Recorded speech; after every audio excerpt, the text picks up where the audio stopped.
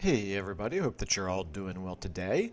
I wanted to just take a few minutes here and talk about this new mod, Morangi's Land Encounter mod for Immortal Empires and Realms of Chaos that I've been testing out a little bit over the course of the last couple of days. And yeah, I really like it. I think it definitely adds some extra spice to your campaign, and it does it in an immersive way, which you all know is very important to me.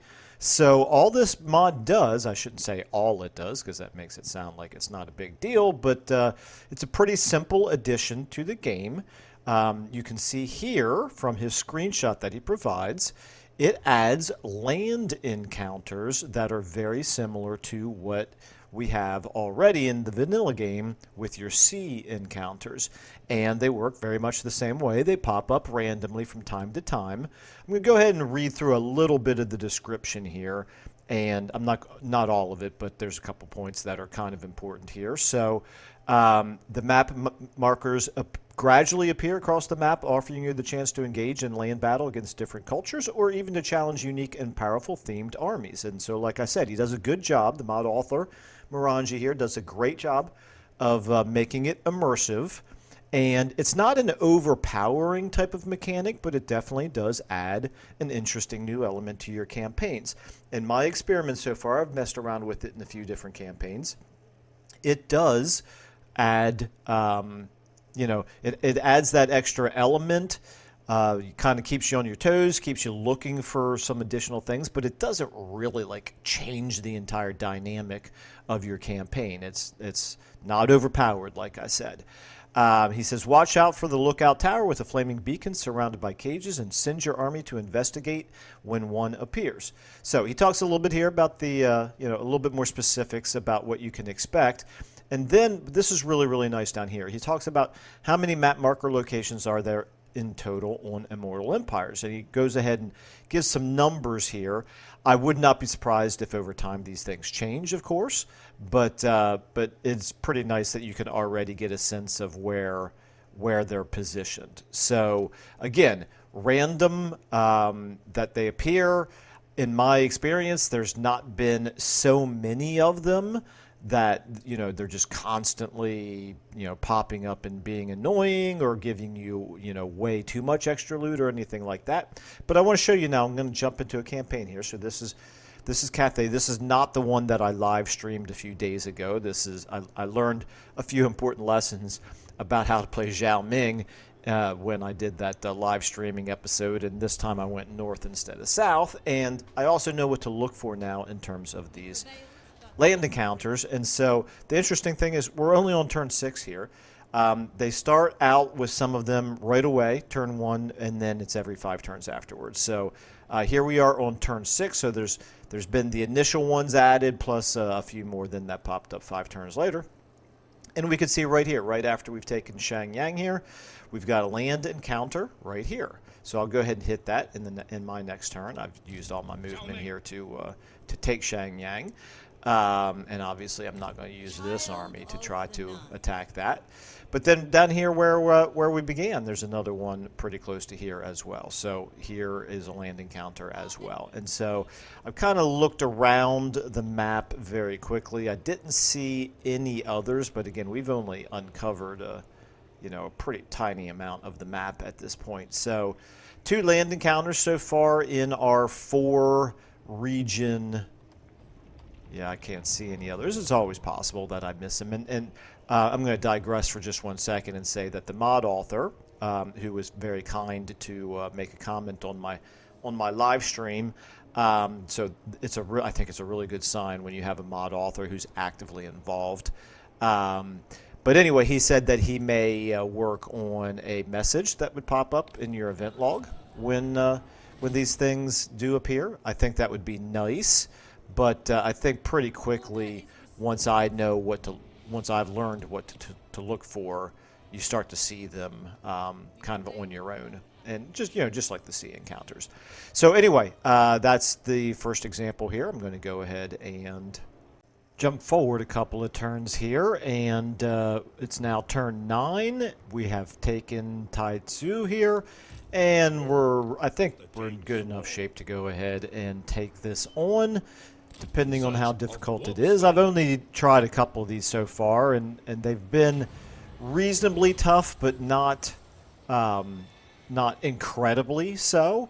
For the early game, at the very least, it seems like it's a fairly decent level of competition. Now, this is going to be an interesting one because this Chaos army here has got some good units in it. But I'm just going to go ahead and read one of these to give you a sense of the flavor text, and then we'll go ahead and hop into the battle here.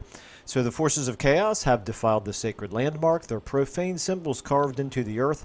Armored marauders guard a treasure cache at the site, their weapons gleaming with dark power. Do you face their unholy wrath for the full prize, or let them move on and claim only the remnants of their devastation? So, as you can see, kind of similar to the sort of flavor text and the sort of decision-making that you have to make with the sea encounters.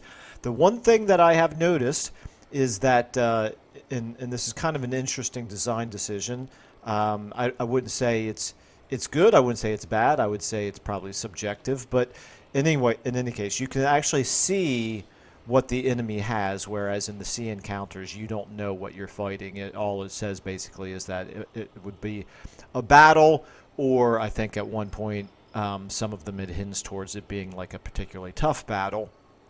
And in this case, you can obviously actually see what the enemy units are. So we're going to go ahead and hop in and fight it. We're a little bit beaten up, but we got some good Jade Warrior units and crossbows here. I think we can probably take this on.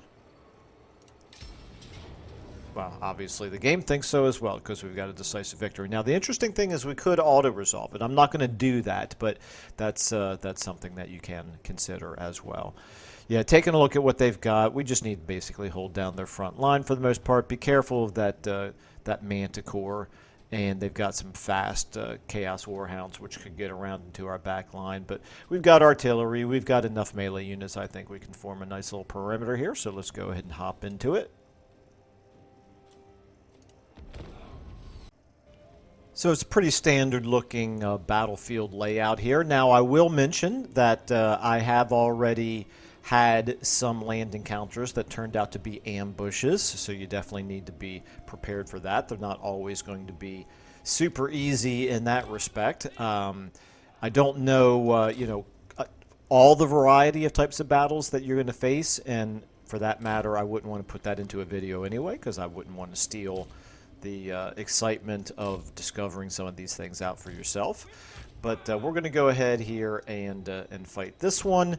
And I think this is a fairly reasonable indication of the type of battle that you can expect to see.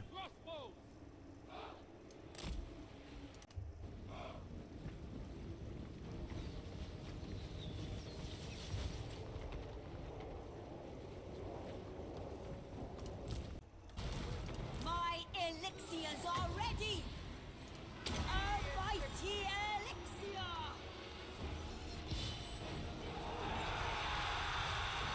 The celestial faithful! Attack in unison! And so there you have it. Very much doable for a strong early game army. Let's take a look at the rewards that we get for doing it. And again, I think you'll see that they're certainly worth doing, but they're not completely overpowered.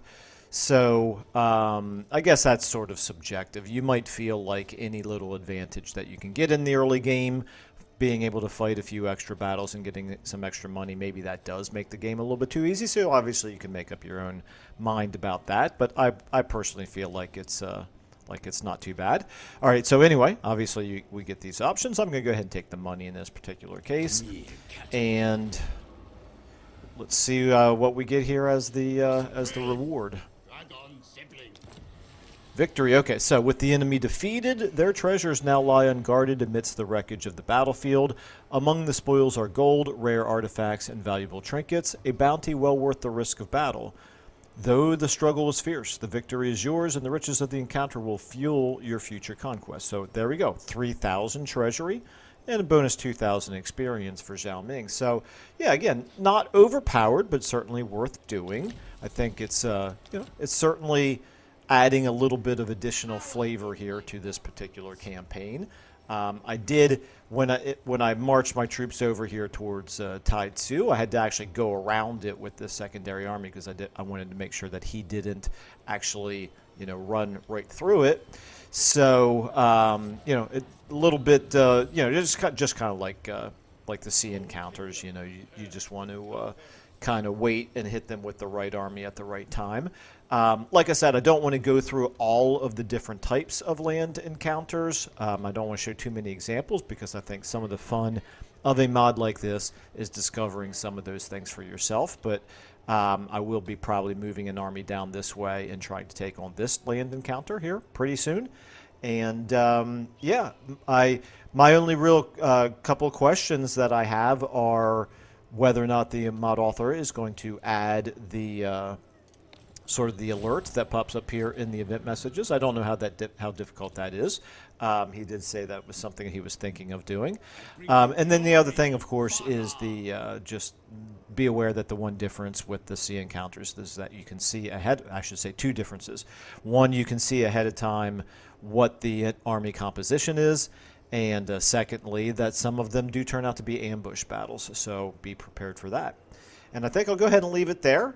Try to keep this video nice and short. But yeah, let me know if you have messed around with this mod at all. It's currently sitting on a 5 stars, so obviously a fair number of people have gotten some enjoyment out of it so far. And I like the fact that the mod author is active because you can always feel a little bit better about mods where you know that it's being taken care of as the patches and the new DLCs drop for the game. So, all right. Anyway, at the risk of rambling on too much at this point, I'll go ahead and wrap up right there. Thanks everybody so much for watching. Let me know in the comments what your impressions are.